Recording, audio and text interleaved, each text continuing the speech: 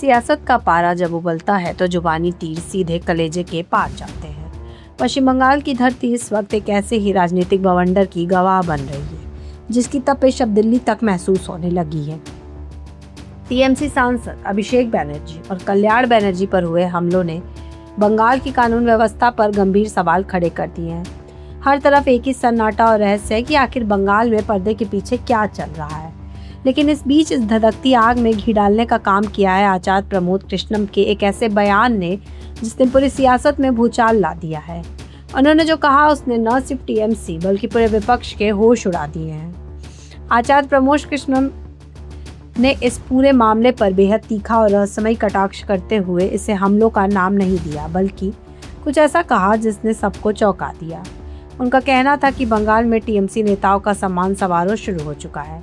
जी हाँ, उन्होंने तंज कसते हुए कहा कि उन्हें उम्मीद तो थी कि जनता हिसाब करेगी, लेकिन इतनी जल्दी इज्जत आवाजाई शुरू हो जाएगी इसका अंदाज़ा नहीं था। ममता बनर्जी की बैठक से विधायकों का गायब होना और सड़कों पर नेताओं पर होते हमले आचार्य प्रमोद कृष्णम की नज़र में यह कोई सामान्य घटना नहीं बल्कि एक सुलगते हुए ज्वालामुखी का विस्फोट है। आखिर क्या है इस आक्रोश की वजह और क्यों आचार्य ने इसे हिंदुओं पर हुए अत्याचार से जोड़ दिया है? बात सिर्फ बंगाल तक ही नहीं रुकी। संभल में सपा सांसद जियाउर रहमान वर्क द्वारा वंदे मातरम के कथित विरोध पर भी आचार्य ने ऐसा हंटर चलाया जिसने सीधे राष्ट्रवाद की बहस को हवा दे दी है। विपक्ष को सत्ता की भूखी जाति बताने वाले आचार्य प्रमोद कृष्णम जब कैमरे के सामने आए तो उनका गुस्सा सातवें आसमान पर था। उनके शब्द में जो बारूद था वो सीधे विरोधियों के खेमे को निस्तानुभूत कर रहा था। आइए आपको सुनवाते हैं आचार्य प्रमोद कृष्णम का वो हुबहू बयान जिसने देश की राजनीति में एक नया सस्पेंस और विवाद खड़ा कर दिया है। आचार्य जी, कल पश्चिम बंगाल में टीएमसी सांसद अभिषेक बनर्जी पर हमला हुआ है, आज कल्याण बनर्जी पर हमला हुआ है, क्या कहेंगे? देखिए, वेस्ट बंगाल की जनता टीएमसी के नेताओं का सम्मान करेगी ये तो मालूम था, लेकिन इतनी जल्दी उनकी इज्जत अफजाई होना शुरू हो जाएगी ये नहीं मालूम था।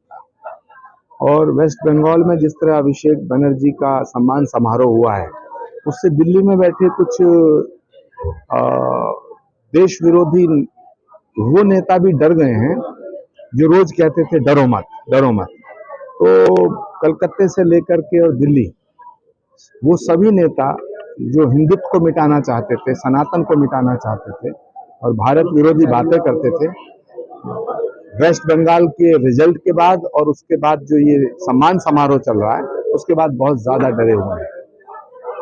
जिस तरह से वहाँ पर कानून को हाथ में लिया गया है, पहले क्योंकि ममता बनर्जी की वहाँ पर सरकार हुआ करती थी, वहाँ पर कहा जाता था कि इनकी सरकार में लगातार शोषण हो रहा है, हिंदुओं को मारा जा रहा है।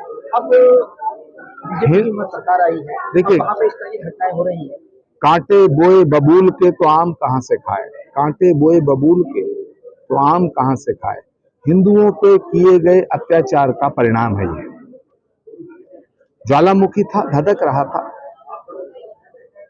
उसका नतीजा है। कुछ दिन पहले राहुल गांधी ममता बनर्जी ने आज मीटिंग की थी विधायकों के साथ, 80 में से 60 विधायक नहीं पहुंचे।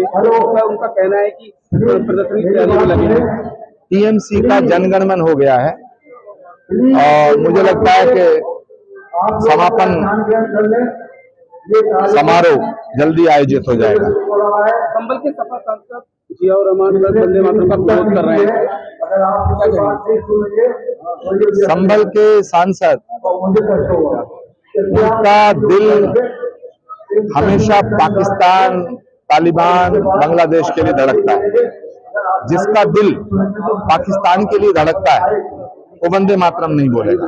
पहले राहुल गांधी ममता बनर्जी की बुराई करते थे, लेकिन चुनाव के दौरान देखा गया था क्या कहना चाहेंगे? कोई किसी के खिलाफ नहीं था, कोई किसी के साथ नहीं है, सब सत्ता के सिंहासन को पाने के तिकड़म है। जिस तरह से गाजियाबाद में घटना हुई है, हिंदू छात्र जो है हत्या की गई थी, उसका आरोपी असद का निकटन किया गया और मुठभेड़ में मार गिराया गया है, क्या कहेंगे? पाप का अंत बुरा होता है।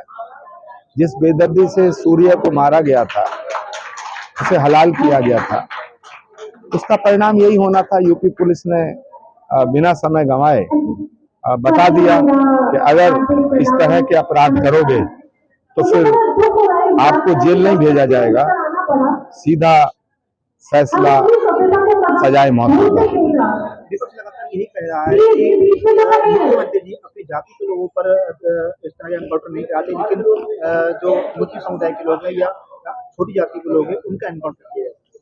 देखिए, विपक्ष जाति की बात खुद करता है। सच बात ये, विपक्ष की कोई जाति नहीं है, विपक्ष की जाति सत्ता है। संभल के सपा सांसद एफआईआर पर आए फैसले के बाद फिर सवाल उठ रहे हैं। एफआईआर होने के बाद विपक्ष का बहुत बड़ा नुकसान हुआ।